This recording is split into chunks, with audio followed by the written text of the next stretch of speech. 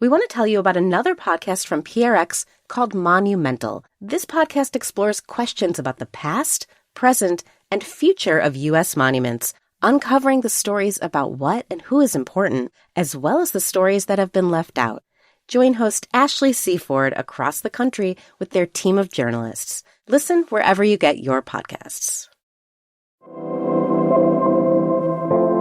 Hello and welcome to This Day in Esoteric Political History from Radiotopia. My name is Jody Avirgan. And let's get back into the overview we did of political advertising, mostly TV advertising. This is part 2 of our conversation. If you missed part 1, which got us through the 50s and 60s into the 70s, you can go and listen to that. And here we pick it up in the more modern era. I'm joined, as always, by Nicole Hemmer of Vanderbilt and Kelly Carter-Jackson of Wellesley. Let's go.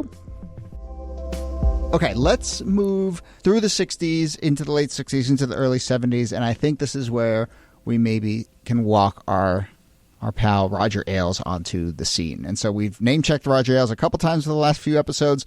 Obviously, progenitor of Fox News, huge impact in this sort of modern era, but always with the reminder that he got his start as a political operative and as an ad man. And this is where where we see those seeds, right? And the first campaign that he's really working on, at least the first presidential campaign, is Richard Nixon's 1968 campaign. And I think this is where we can broaden the idea of television ads out just a little bit, because Ailes was trying to think of new ways to use television to advertise a candidate that weren't necessarily these 30-second, 60-second television spots. And with Richard Nixon, some of the things that he does, in addition to putting him in the appropriate color shirt and giving him some slogans to say, he starts using entertainment media as a way of helping to, sell the idea of a new Nixon. Because Nixon had been on the political stage quite a lot. He had been vice president. He had run and lost in 60. He'd run and lost for the governorship of California in 1962. And so he wanted kind of a Nixon reboot. But Nixon was impossibly square, and it was 1968. And so he puts him on Rowan and Martin's Laugh-In in a bit that does not translate at all today, but where Nixon pops up and says, "Sock it to me." And that kind of, it's not sitting down with a journalist and having a conversation. It's not an interview. It's not a political ad. It's a political cameo. And that's one of the things that Ailes helps pioneer that does become something that sticks around going forward in U.S. presidential politics. And he even says afterwards that this is the way presidents will be elected forever. The next guys up will have to be performers. And I think you see that as early as Eisenhower, right? That you're moving into a medium that is going to favor the telegenic. Yes. And you're going to have candidates who figure out how to get the camera to love them. And Nixon might not be quite that candidate, but Ailes was figuring it out. Well, it's so funny how Eisenhower and Nixon are the kind of two people who, at this moment of, real advancement, very imperfect messengers. Yes, very stiff. Boy. Very stiff. The more natural you can be, the more authentic you can be, the more charming, charismatic, easygoing. I mean, you see this in campaign ads today where people are shaking hands and kissing babies, and it feels very everyone's having a big ha ha laugh. There are ways in which you can just fake it that feels real, or that at the very least connects with the viewer. Right. And it's one of the reasons Ronald Reagan is able to generate so much positive energy around his campaigns, is because as an actor, he is able to sort of emote authenticity in a way that people really respond to. I guess we can stay on Ailes, but because I think some of the other more notable moments, really are his. But Nikki, in the kind of big sweep of media politics that you study so well, is it the case even in this era? I mean, we tend to have this idea that conservatives really do advance a lot of this stuff and have really perfected this game. I mean, is that true, or are we just sort of obsessed with Roger Ailes, and were there also really good Democratic ads going on in the 60s, 70s, and 80s? Well, of course, Peace Little Girl, the Daisy ad, is a Democratic ad. And you do have a lot of heavy hitters on the Democratic side. So there's this great ad after Nixon chooses Spiro Agnew as his vice president. And Agnew is not a man who a lot of people knew, and even fewer people thought would be capable of being president of the United States. And so there's this ad where it shows a television screen that just says Agnew for vice president ? And the entire ad is just a man laughing in the background, which is a very modern kind of way of doing this political advertising. So Democrats were having good ads, but especially when it came to attack ads. Yes. It feels like the Republicans had people like Roger Ailes and people like Lee Atwater who were not going for mock them, laugh at them, but who were going for, you should be scared of this person. And this person is a bad person. And of course, like Peace Little Girl, the Daisy ad was about, you should be scared of this person. But it's really Ailes and Atwater, the two A's, who push this forward. And you see this, actually Ailes is doing some more local races, which is interesting because local races, Senate races, House races, those are the races where television advertising can make a little bit more of an impact because people don't really know the candidates that well. And Ailes in 1984 is working on Mitch McConnell's campaign. McConnell, who was a more moderate Republican back in the day, he went on a journey after that. And Kentucky was a blue state. And so he was fighting against an entrenched Democratic Party. And Ailes cuts this bloodhound ad for him, where the television ad is just a pack of bloodhounds who are looking for McConnell's competitor, Dee Huddleston. They're like, where's Huddleston? Where's Huddleston? Where's Huddleston? Because they were accusing Huddleston of skipping votes to go off and make paid speeches. So the idea is that Huddleston is in it for themselves and not for the people of Kentucky. And even, later, McConnell will say that, that plus a radio ad that was asking the same kinds of questions was fundamentally unfair, kind of ridiculous, but it works, right? McConnell wins in a very close race. And when you have a margin, in this case of like 0.4 of a percentage point, catchy political ads can really be responsible for that. Yeah. Especially the ones that are negative. Those are the ones that stick the most. Yeah. And so we'll get into that a little bit about how kind of, I think that industry starts to really learn that negative ads are the ones that stick. And certainly, from the 80s through the 2000s, that was the name of the game. That said, that Bloodhound ad, which I think is one of the more famous political ads in history and is a sort of example of what makes Roger Ailes so effective. But I want to highlight that in that ad, it's negative, it's maybe a cheap shot, but it is also funny. And there is a sense of humor there. And I think that is just so, even in the Trump era, people tend to not really get that this mix of deep negativity and a little bit of the glint in the eye is actually the magic sauce. And it allows people to kind of find whatever message works best for them. So some people probably saw that as a funny little dig. And some people saw that as, oh, this Huddleston guy's awful. And, you can kind of but TV, people should be engaged. People should feel good about watching it, even if it's quote unquote negative. And I think that's something that's really worth highlighting in here and throughout a lot of these ads. And a really stark contrast to that in the world of negative advertising is an ad that both Ailes and Atwater worked on in 1988, which was the ad about William Horton and the idea of crime as the main issue in the campaign between George H.W. Bush and Michael Dukakis. That does not have a punchline. That is just, Dukakis is going to send scary black men to get you. And that becomes a pretty controversial ad. I think it still stands out as one of the most controversial ads in modern presidential history. I think we maybe did an episode. We did an episode and we talked about it recently, as well as a sort of October surprise-esque moment, maybe. But again, negativity. Right, but that gets a lot of pushback too. And so I just think, not you gotta obviously thread that needle. there are negative ads that are very effective, and a lot of sort of even modern political discourse is just purely negative. But when you have that mix of humor in there, it gives you an out, right? It lets you play that double game of, I was just joking, or we're just having fun, in a way that the Willie Horton ad, while probably effective because it, as we talked about with the Daisy ad, it gets that earned media. People are talking about how controversial it is, but it does get a lot of pushback. And so, including from the Bush campaign, because it was put out by a separate entity. And as the sort of blowback is building, Bush writes to them and is like, you gotta stop. Yeah. This isn't working. It's gonna backfire. Yeah. I mean, I think that's. Whether it is a comedic ad or a negative ad, like the way that it hits audiences, how they resonate with whatever that message is. Especially if you feel like you're poking fun at someone, and now that candidate is the punchline or is the joke or shouldn't be taken seriously, whatever it is, or they're the villain, they're the bad person.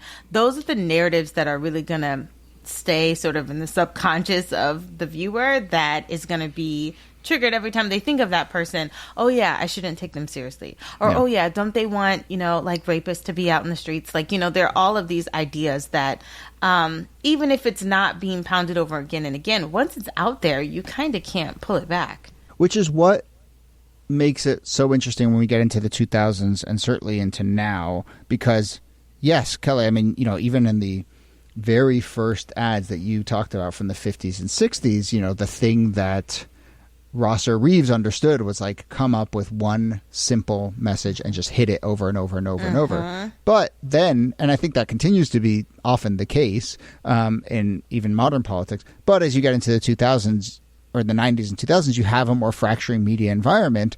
And so now you start to get this idea that you can target messages in different ways. And, this is the era where political operatives talk about like soccer moms and NASCAR dads and the slicing and dicing of the electorate. And also, no coincidence, I think, like people understand how the electoral college works and the rise of swing states. And it just feels like it's often slicing and dicing a little bit more. And no surprise, ads become more targeted in that way as well. But I guess I see a tension there between this, I think, still kind of very true idea, which is like you got to just sort of say one thing about your opponent over and over and over. And then also, but now we have ways to get at the very thin slice, single moms in this county in Ohio deserve this kind of message, and we can do that. So I don't know, like, Nikki, how do you see those squaring with one another? I think that nowadays presidential campaigns have to run several campaigns. You do have the national campaign that is much more closely tracked by national media, that's covered in the news. And then there is this sort of sub rosa campaign that I think is really underreported on. We talk about micro-targeting. That became very popular as a concept during the 2008 campaign, that the Obama campaign had really done the data-driven campaigning where they would figure out down to the neighborhood who the people were and how to message to them. But this is actually something the Trump campaign has really excelled at as well. Going to the counties along the Rio Grande and targeting specifically Latino men. And they have seen huge gains in doing that. And the way that they are messaging to them is different from the national campaign. Like, they are getting in there and they are sending a message that might actually be contradicted by the national campaign.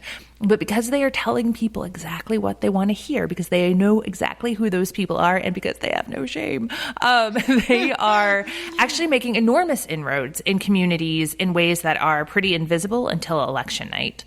And so I think that is kind of an undertold story of how political advertising has changed.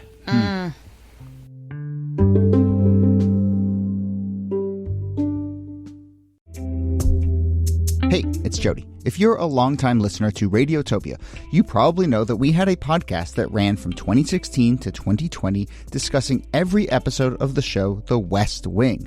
Well, I am so excited to tell you that The West Wing Weekly is back. Joshua Malina, who starred in The West Wing as Will Bailey, and Rishikesh Hirway, creator and host of Song Exploder, have reunited this election season for The West Wing Weekly Political Film Fest.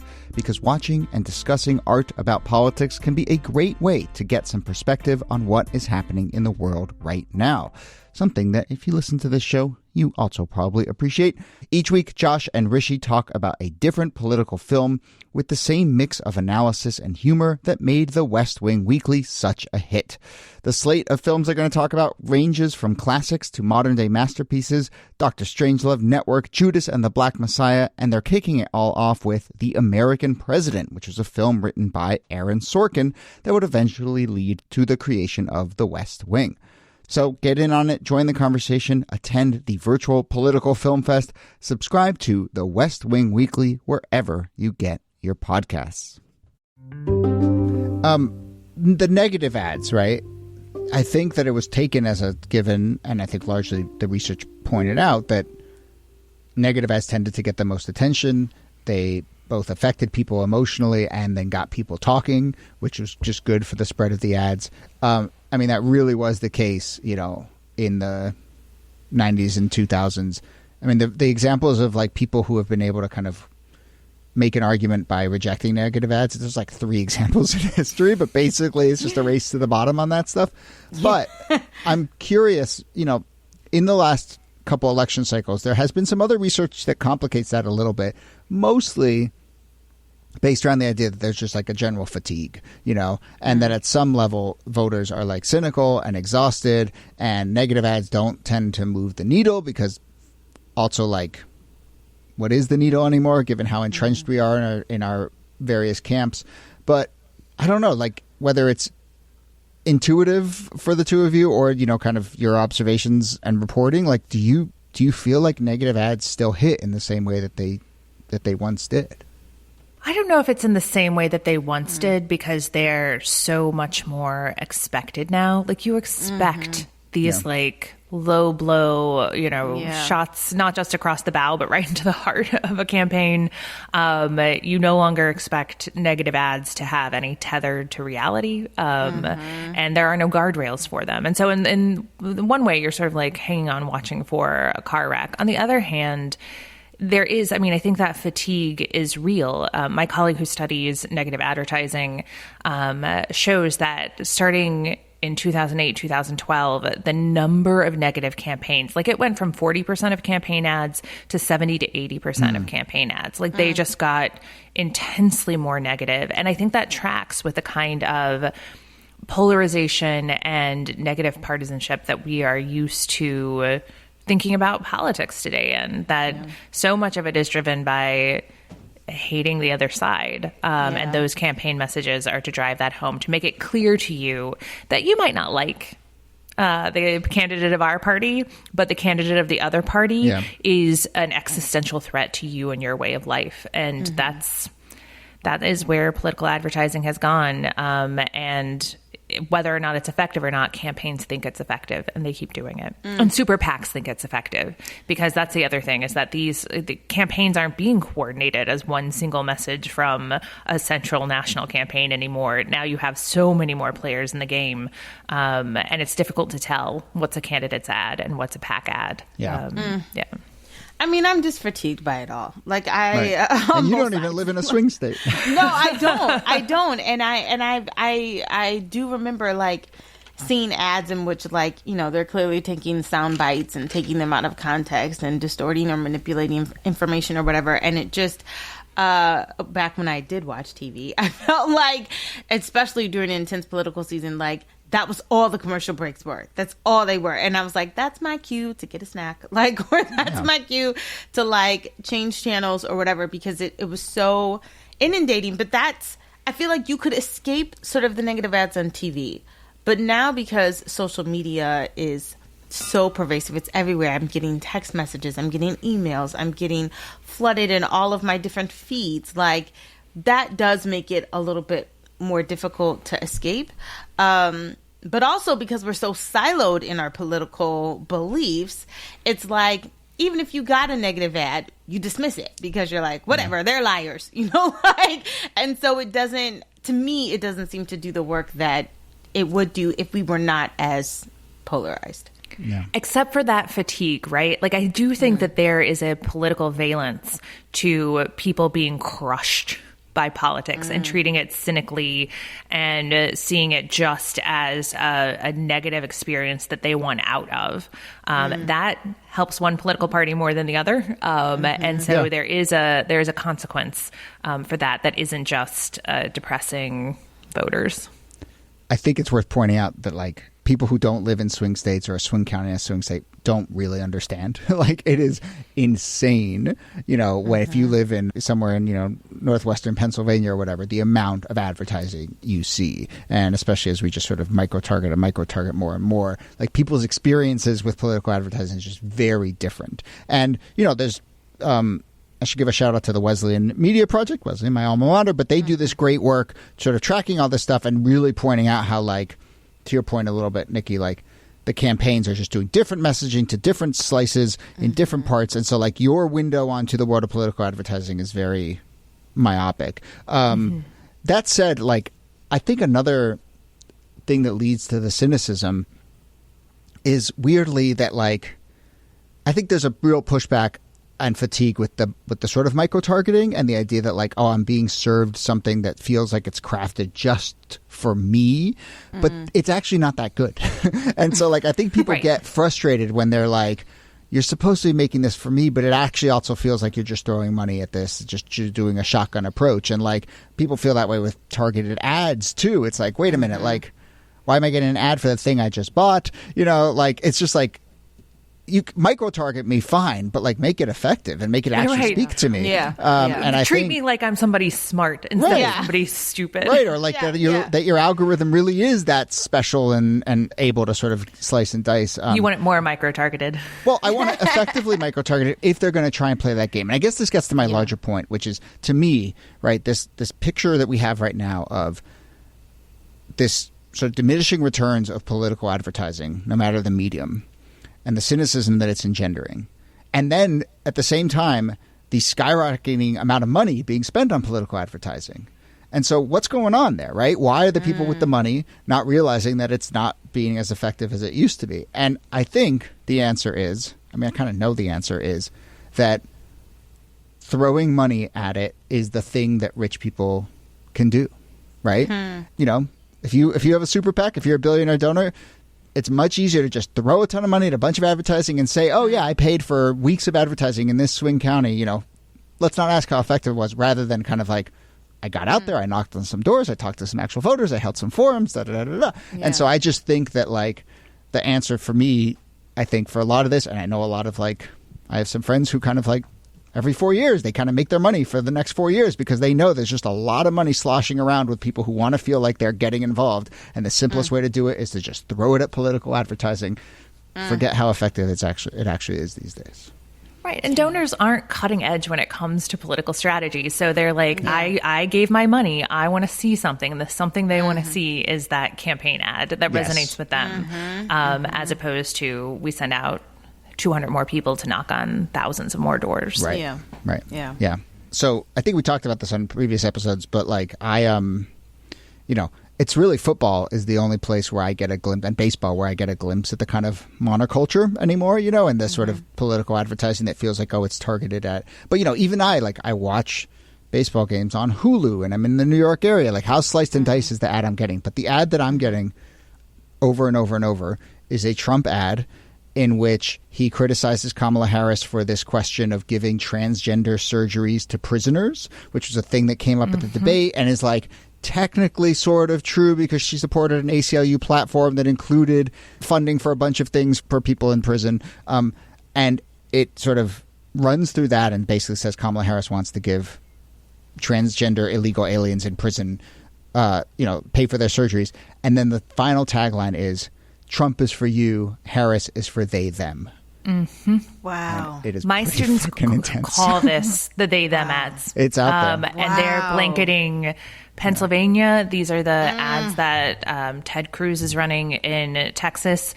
And it's fascinating because I think that if you're not tuned in that way, you're not seeing the they, them ads. And you wouldn't think that pronouns were the core issue of the 2024 election. We'll see how it works, but and moreover, I think people who watched that debate and saw Trump say this crazy thing about giving transgender prisoners paying for their surgeries, would have thought that maybe the campaign is just sort of like going to blow past that.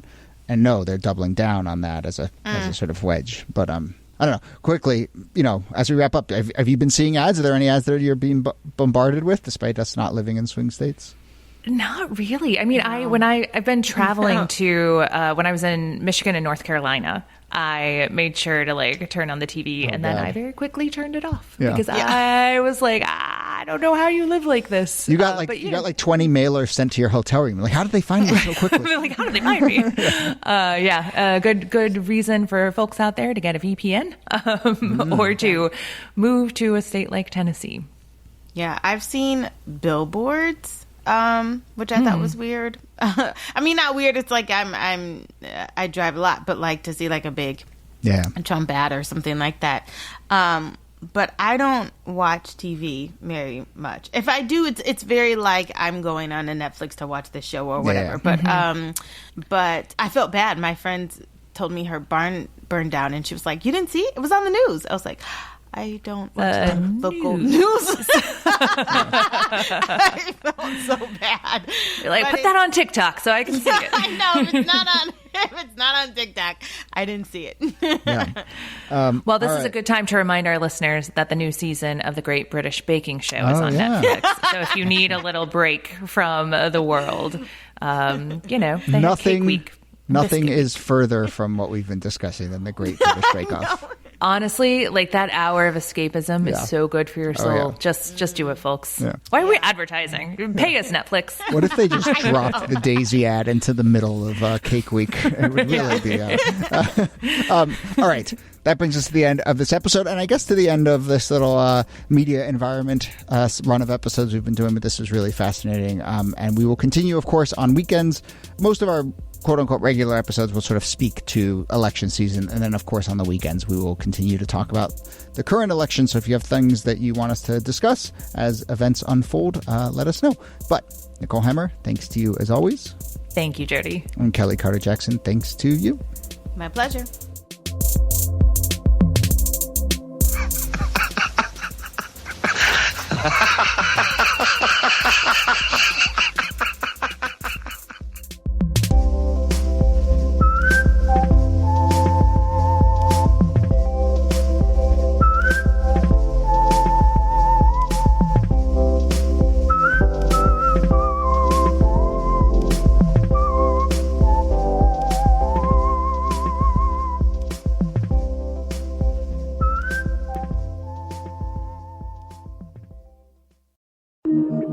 Radiotopia